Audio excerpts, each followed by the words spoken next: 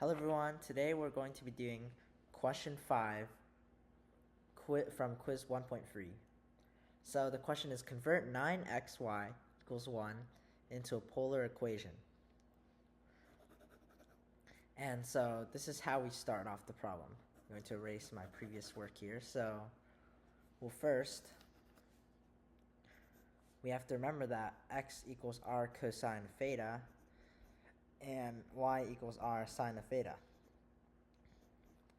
So now we can plug it into x and y here, so that 9 times r cosine theta times r sine theta equals to 1. But now this is where a lot of people, and even I, got confused, because I was very confused. What do I do when there's a cosine theta and a sine theta? We want there to be really only one thing in the end. So first we'll take care of that, but first there's two r's here, and since this is multiplication, we can factor it out. So it's 9r squared cos theta times sine of theta equals to 1. And now we have to remember the very important identity, sine 2 of theta equals to 2 sine theta cosine theta. But here, this is not a 2 sine theta, so we can divide both sides by 2 here.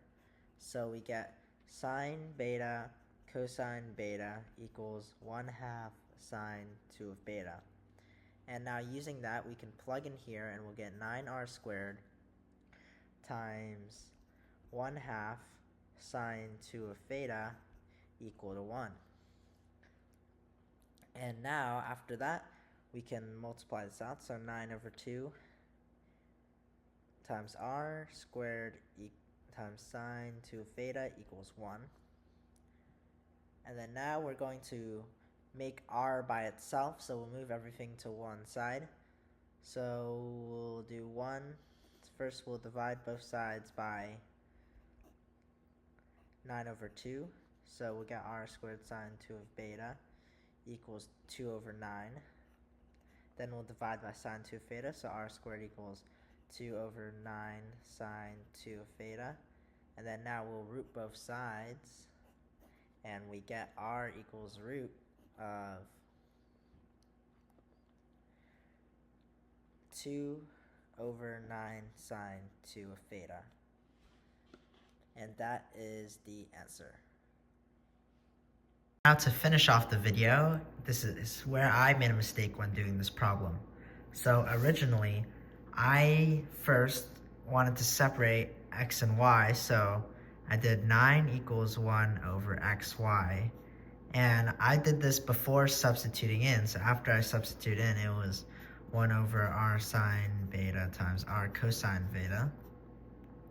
And then I got really lost on this area because I was like, okay, I need to move the r out.